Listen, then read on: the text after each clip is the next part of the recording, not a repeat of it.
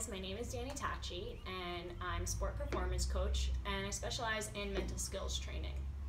I'm here to talk about recovery and what I do to help myself recover from day to day. When I think about recovery, I like to imagine a wishing well, and it's my main source of water in my backyard, as you can see through my kitchen window. It's right out there. So you have to take like this long, crazy road to get there, and I like to carry 2 buckets with me because I want to fill up as much water for when I come back to the house. I don't have to go back and forth. And after the water runs out, because it tastes really good and it's awesome, so I'm like drinking it all day, I realize that I'm exhausted the next day. You know, I have a lot on my plate and I don't want to go out and get another bucket of water, so I'm just gonna wait it out. And after a few days, I realize I'm dehydrated and I stink because I haven't showered.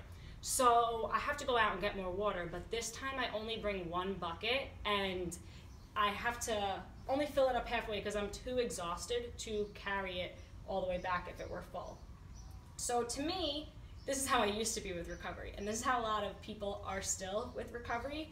You know, the word we know is important, but a lot of us can't stay consistent, and consistency is the name of the game, you know, for everything. But in order to stay consistent, I have to use time management skills and goal setting to make sure I'm consistent, or I fall off too. So the great thing about water is it's free. It's also reliable. It's always going to work. It's just a matter of doing it.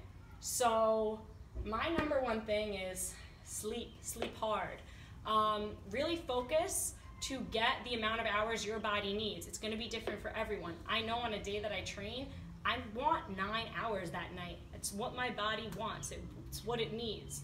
So if you can, don't set your alarm. That's what I used to do on certain days to see how many hours I would naturally wake up. I really like to go to bed when it gets dark and wake up when it gets light. I don't have that luxury, so what I started doing was changing the light bulbs in my house, making a dimmer setting.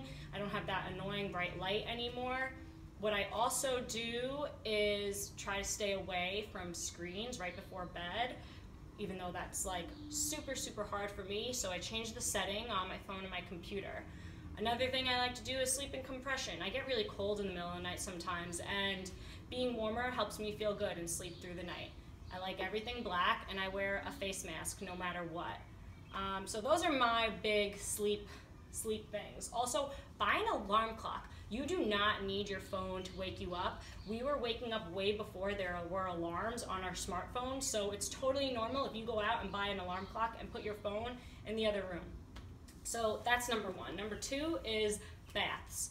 I absolutely love baths.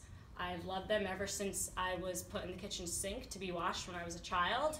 I can't fit in there anymore, so I go in the bathtub, I put some Epsom salt on, and depending on my mood and my stress level, I'll do, you know, 1 of 3 things. I'll listen to classical music, I'll just chill out, I will do some mental guided imagery or visualization, so I'll literally imagine myself lifting and going through movements and picturing myself on the platform. You'll be amazed at what that does when you're not lifting over time. Especially, I'm injured right now, so that's a lot of all I can do, and it's firmly going to help me in the future.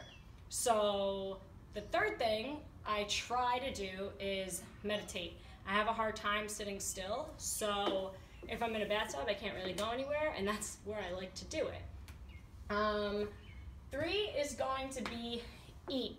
Eat, and eat more. Throw out your scale. I know you are an athlete, and if you're a strength athlete, you're definitely concerned about your weight, and you shouldn't be. Unless you are competing in a really important competition, you don't need to weigh a certain weight. You should be training 2 to 3 kilos over your weight class, and if you compete a lot, you definitely shouldn't be weighing in at that competition weight all the time. So lunchbox life is what I tell everybody. There's 0 excuse to not eat healthy because you can always carry a lunchbox or put a cooler in your trunk. It's really that simple. #4 is, don't kill me guys, death to periodization. A lot of you may be getting programs from people that involve percentages, your coach has it laid out for you, or you write it yourself, but some days you're just not feeling it. Like, you never know if you're gonna wake up 50%, 85%, 100%, or max. And grinding it out is cool and all, but up until what point? So what I like to do is, if I'm really, really not looking sharp or feeling sharp, I do more positions. I'll still work with a barbell and I'll still do the lifts, but I'll hold it for a certain amount of time. I'll really, really, really work hard with expending less physical energy and more mental energy. So those are my methods of recovery, and I hope you got something out of it.